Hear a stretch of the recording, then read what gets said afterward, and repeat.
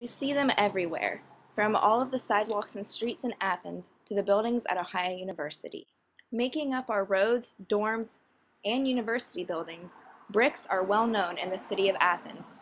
So well known, in fact, that every year, graduating seniors make it a point to steal a brick and take it home as a souvenir from their years at OU. But what kind of problems arise from the missing bricks in Athens? OUPD's Police Chief Andrew Powers Walking down explains. the road and pick up a brick. How's that any different than picking up like a handful of gravel out of someone's driveway? Is it?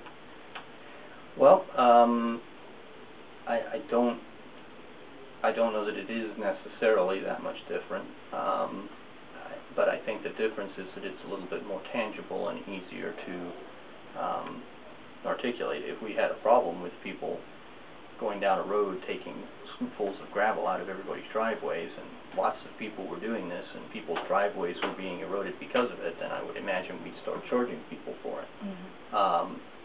The thing with the bricks is that one person removes a single brick, it might not be that big of a deal. But if you have 2,000 graduating seniors, all of whom decide they want to claim a brick as a souvenir, then we have 2,000 bricks missing from our streets or sidewalks on campus, and that poses a significant cost to the university, and it also creates a hazard in 2,000 places where there are missing bricks.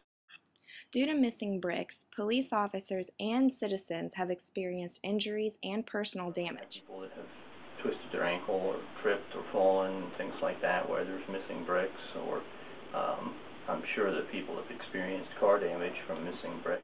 We did have an officer that was pretty seriously injured after his bike got kind of caught up in a chunk of missing sidewalk on the Old Richland Bridge. So if someone were to be caught in the process of stealing bricks, is it different if they're stealing it from the sidewalk or like a pile of bricks over by Baker Center, the old Baker Center that they're renovating?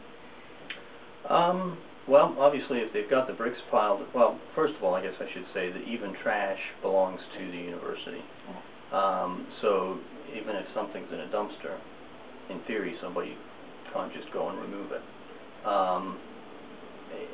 And I would say the bricks are the same way. I mean, they don't belong to the person that's taking them. Mm-hmm. And just because they're in a pile, they may be bricks that they're intending to clean up and recycle and use again in the new building or in the renovated building. So, in my view, there's no difference really whether they pull it up from a sidewalk or roadway or a pile that's next to Old Baker, unless it has a sign that says free souvenirs or free bricks. Mm-hmm. It's not the property of or unless you're the one that piled them there and they're your bricks, then you're free to take one. But other than that, they belong to somebody else, and so they're not free to take. Theft of a brick is considered a first-degree misdemeanor, which can be punishable by up to 6 months in jail and a large fine. Alyssa Reynolds, a junior at Ohio University, gives her opinion on the trend of stealing bricks. Okay. I don't think that people should be able to steal bricks off of the streets because that costs the city money, and that will all add up. Like when students come back and they think that it's okay to like take a brick because of like Halloween or as a souvenir item, it adds up and it costs money for the city, and it's just disrespectful to our community in general. And I think that people should respect it, and it's like taking somebody's property, and it's technically stealing. So I don't think that people should be able to steal bricks off of the street.